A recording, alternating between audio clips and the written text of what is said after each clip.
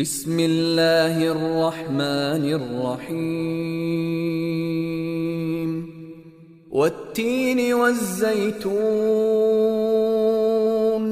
وطور سينين